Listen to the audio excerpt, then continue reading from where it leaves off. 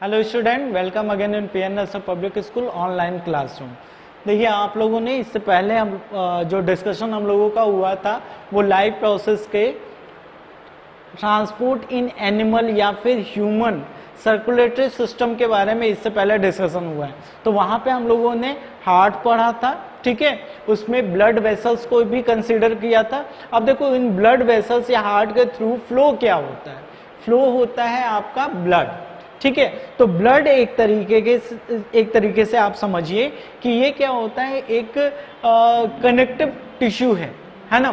क्या connective tissue है ये? क्योंकि ये पूरे आपके बॉडी ऑर्गन्स, टिश्यू, सेल्स, इन सब को एक साथ क्या करता है, कनेक्ट करता है। और चीजों का जो एक प्लेस से दूसरे प्लेस तक जो ट्रांसपोर्टेशन होता है वो इसी ब्लड के थ्रू होता है। तो जो ब्लड है वो बेसिकली आपको जो है वो फ्लूइड है, उसका कलर कैसा होता है भाई? वो होता है रेड कलर का।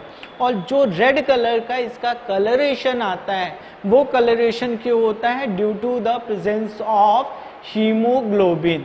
किसके प्रेजेंस के वजह से होता है? हीमोग्लोबिन। और ये हीमोग्लोबिन क्या होता है, किस में प्रेजेंट होता है? वो होता है आरबीसी में, ठीक है। तो इसके वजह से इनमें क्या होता है, आपको इसका जो कलर दिखता है वो क्या होता है?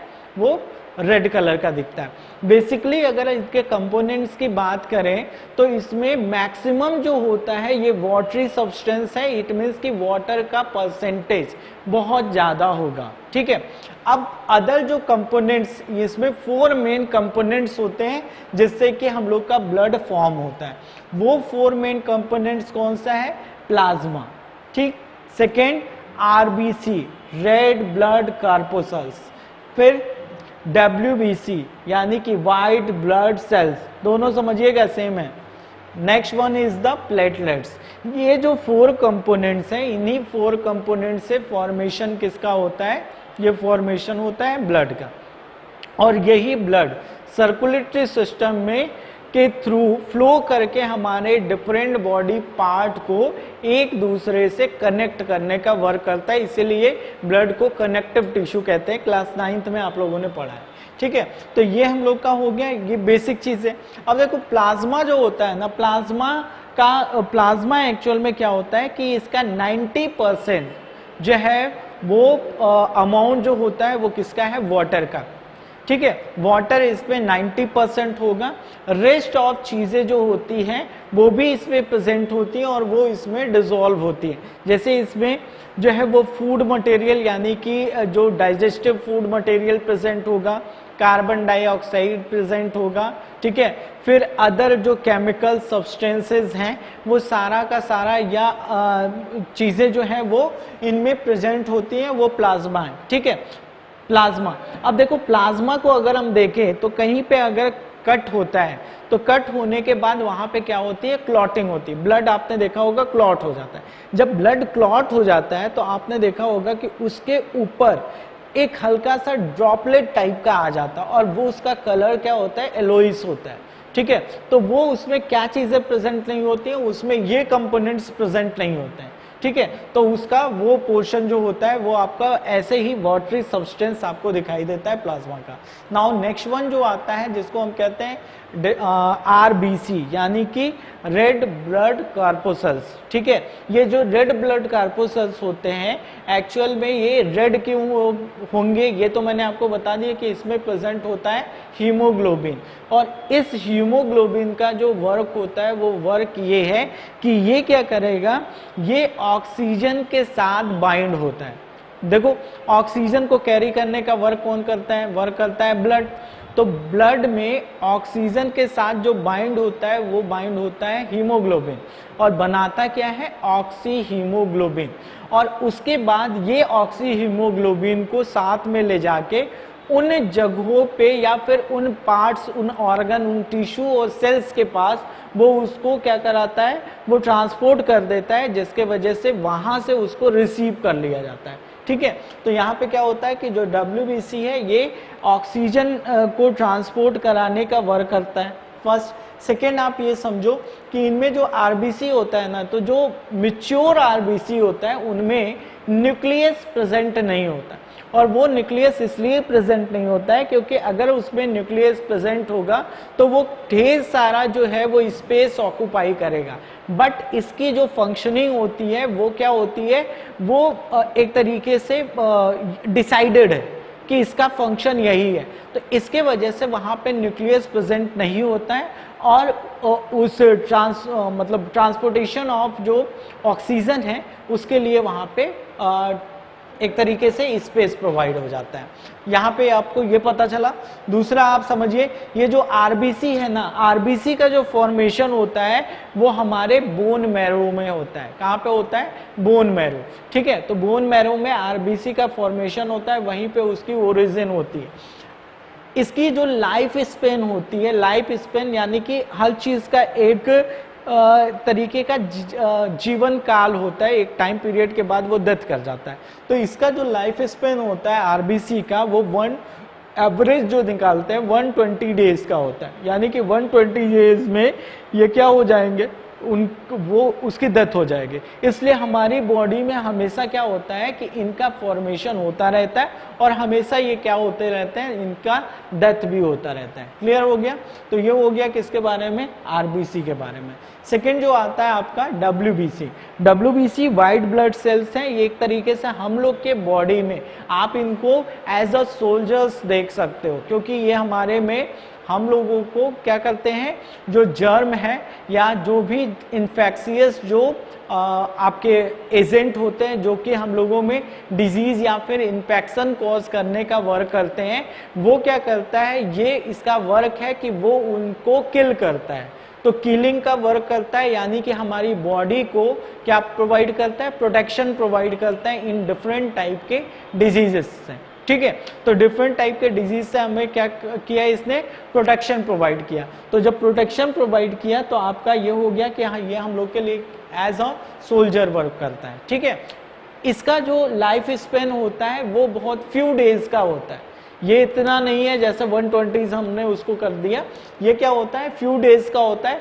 और इनमें भी डिफरेंट टाइप के जो है वो आप पढ़ोगे जब आगे तो आपको पता चलेगा। जो डब्ल्यूबीसी है उसमें भी डिफरेंट टाइप के होते हैं डब्ल्यूबीसी, न्यूट्रोफिल्स, बेसोफिल्स, स्नोफिल्स। ठीक है, ऐसे करके डिफरेंट टाइप के जो होते हैं वो डब्ल्यूबीसी होते हैं। इनके नंबर के बेसिस पे ही जो जनरली आप जाते हो ना डॉक्टर के पास कोई भी चीज़ों का इलाज कराने के लिए, तो डॉक्टर क्या कहता है, आपको बोलता है टेस्ट कराने के लिए। तो वो जो टेस्ट होता है जो आप कराते हो तो उसमें क्या होता है, डायग्नोसिस होती है। तो बोलते हैं ब्लड टेस्ट कराओ। तो ब्लड टेस्ट में क्या होता है कि इनका जो डब्ल्यूबीसी है, इनका जो डिफरेंट कंपोनेंट्स हैं उनके नंबर काउंटिंग से ये पता चलता है कि वो पर्सन किस पर्टिकुलर चीज़ या किस डिजीज से क्या कर रहा है, सफ़र कर रहा है ना।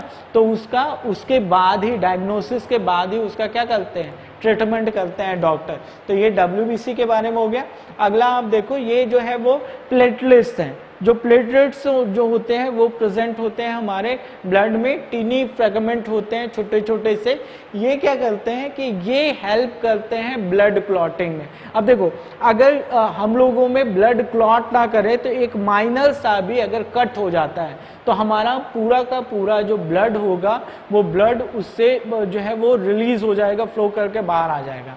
तो अब क्या होगा कि हम लोग की बॉडी में जब ब्लड रहेगा ही नहीं तो बॉडी मतलब डेथ हो जाएगी।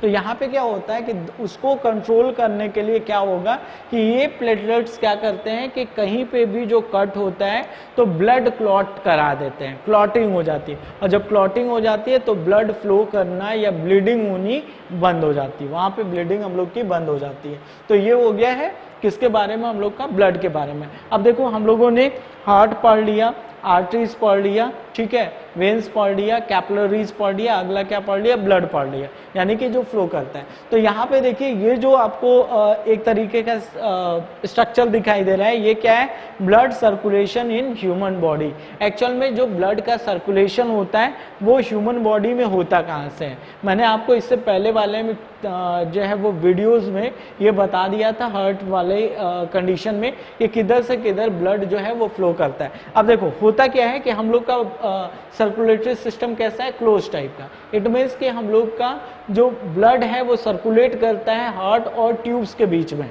तो यहाँ पे देखो हमारा जो बॉडी ऑर्गन है, इस बॉडी ऑर्गन में जो डीऑक्सीजनेटेड ब्लड होता है, ये डीऑक्सीजनेटेड ब्लड जो है, फर्स्ट यहाँ से आप समझिए, डीऑक्सीजनेटेड ब्लड क्या होगा, ये यहाँ से स्टार्ट होगा, ठीक है, और किसके थ्रू भाई, वेंस के थ्रू ये कहाँ पहुंच जाएगा हमारे, ये है हम लोग का कौन सा पार्ट, ये है हार्ट, ठीक है, और ये लंग्स है। तो ये किस प्लेस पे पहुंच गया, हमारे हार्ट के कौन से रीजन में चैम्बर्ड होता है ना, 4 चैम्बर, तो कौन सा चैम्बर है, राइट आर्ट्रियम। राइट आर्ट्रियम में ये क्या होता है, ये रिसीव होता है। अब राइट आर्ट्रियम से ये फ्लो करके पहुंचता कहाँ पे है, ये पहुंचता है हमारे राइट वेंट्रिकल में। क्लियर हो गया। अब देखो जब यहाँ से यहाँ पहुंचा तो राइट वेंट्रिकल क्या करता है, वर्क करता है पंपिंग का, ये इसको पंप करेगा और पंप करने के बाद ये सेकेंड पोजीशन पे कहाँ पहुंच जाएगा, लंग्स में।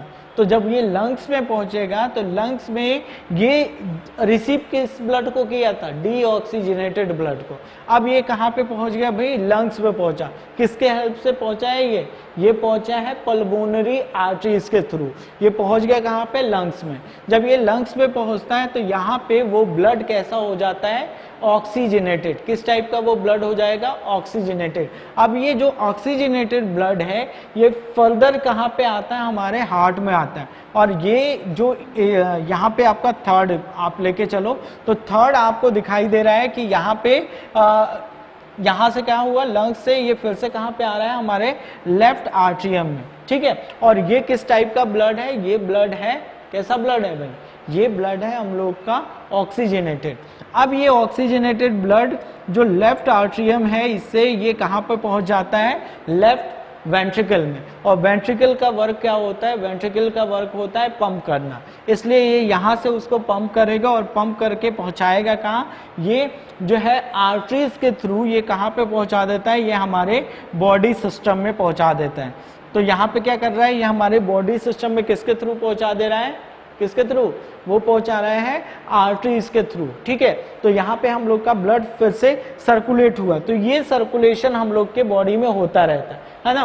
तो यहाँ पे आपको ये क्लियर हो गया होगा कि ये ब्लड का सर्कुलेशन हमारी बॉडी में किस तरीके से जा रहा है। अब ध्यान से समझो, यहाँ पे जो था ये किसके थ्रू हुआ था, ये हुआ था वे पल्मोनरी आर्टरीज के थ्रू, बट रिसीविंग किसके थ्रू होती है, पल्मोनरी वेन्स के थ्रू। तो यहीं पे ये क्या होता है कि जो डीऑक्सीजनेटेड ब्लड है वो यहाँ पे आपको कैरी करने वाला क्या है, आर्टरीज है। और वेन्स जो जनरली डीऑक्सीजनेटेड ब्लड को कैरी करता है, यहाँ पे उसका उल्टा है, और वो क्या करता है, ऑक्सीजनेटेड ब्लड को यहाँ पे कैरी करता है और यहाँ पे पहुँचाता है। तो इसके थ्रू हम लोग के बॉडी में क्या होता है, सर्कुलेशन होता है, किसका सर्कुलेशन होता है, किस चीज का, वो होता है ब्लड का, ठीक है, हमारी होल बॉडी में। तो ये आपको, मुझे लगता है ब्लड आपको क्लियर हो गया होगा, और दूसरा blood circulation in human body, ठीक है। ये दोनों टॉपिक आपको क्लियर हो गए होंगे। नेक्स्ट जो है वो वीडियो में हम लोग इसी का जो अदर जो इसके टॉपिक्स हैं रिलेटेड इससे, उन सबको डिस्कस करेंगे। Okay, thank you.